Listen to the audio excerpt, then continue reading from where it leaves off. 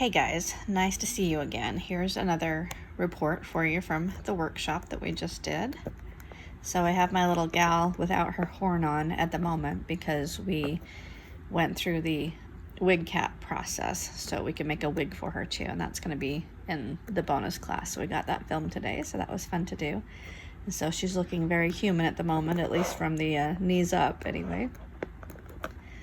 But we did a lot of work on the legs themselves, and this is kind of how they look in process. We're adding these little kind of scallopy edges. I put them on as scales, sort of, really, just to add these little patches of fur. But so that's what I'm working on. I'm getting caught up so we can string her tomorrow, and we'll go through all the different processes of working with the different joints, creating the ones in the knee and in the elbows, and then making sure that they function well too. So if you have interest in how the ball jointed doll joints come together, this will give you a couple different styles that we use for it, and I'll show you how they work. So be sure to tune in tomorrow if you get a chance.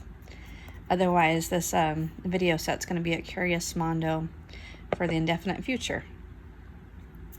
So you can watch it in the future, but it is only free for these few days that it's showing live too.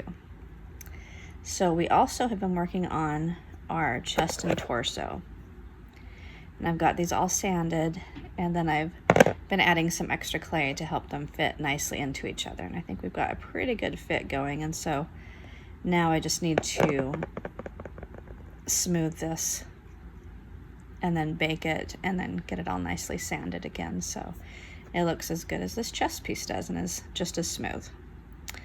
So that's what we're working on next. So tomorrow we will just finish it all up. We've got our face that we created. Here's what she looks like baked now.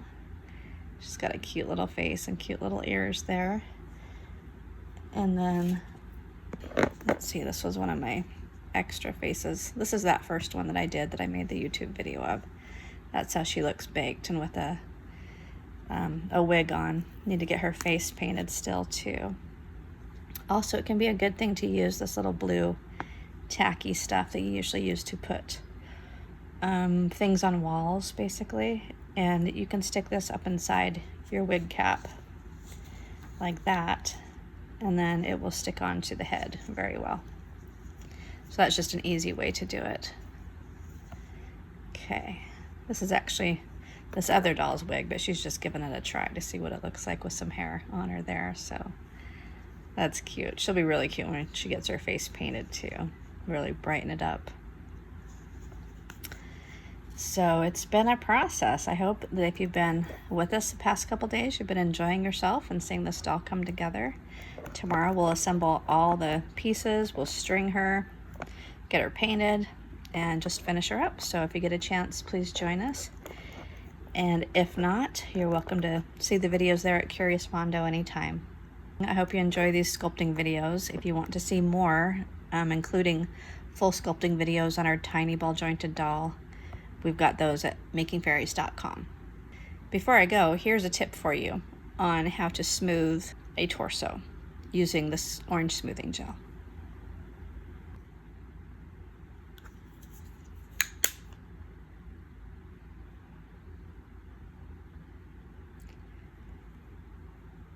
This is the orange smoothing gel that I have on the website there at Making Fairies.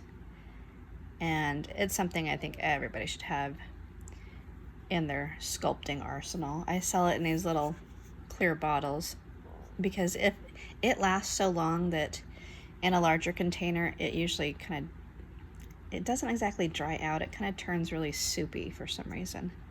It just gets kind of weird. So I find I like it a lot better in small containers, just like I do the Fabri-Tac glue. That one I like to keep in small containers too, so it doesn't change consistency so much.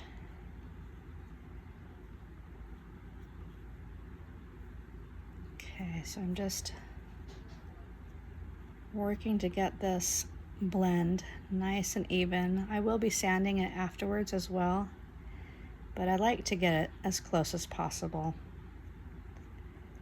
so there's much less clay to knock down with the sandpaper, because that can take a while and use up your sandpaper.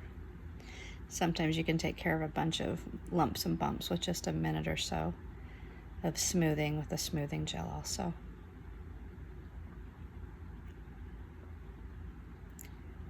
When I did this, I wanted to make sure to keep the clay away from that belly button so it doesn't get covered up.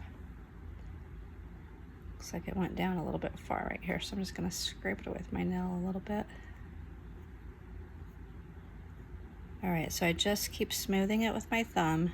The thumb is a great smoothing tool, especially when you kind of learn to get a feel for the clay and how much you can push on it without leaving divots. Because when I do this smoothing, I have a lot of pressure on it. I just keep my thumb moving too, so it doesn't end up just making a big indentation in one place. Okay, I think right here, that part that's bowing out, that's just gonna have to be sanded off, because when I press the clay into it, it keeps showing up. So I think we've got some baked clay under there that's a little bit wider, but that'll be perfect to sand. I'll just use the 320 grit for that since it's gonna be a bigger bump. So this looks pretty good. I'm gonna try to smooth that area, blend it together like that. Then I'm just gonna pop this in the oven again for another 20 minutes or so. Make sure it's baked thoroughly. And then I will sand the whole thing, and then this piece will be finished. Hopefully that little tip on a ball jointed doll is helpful for you. Thanks for watching. Take care.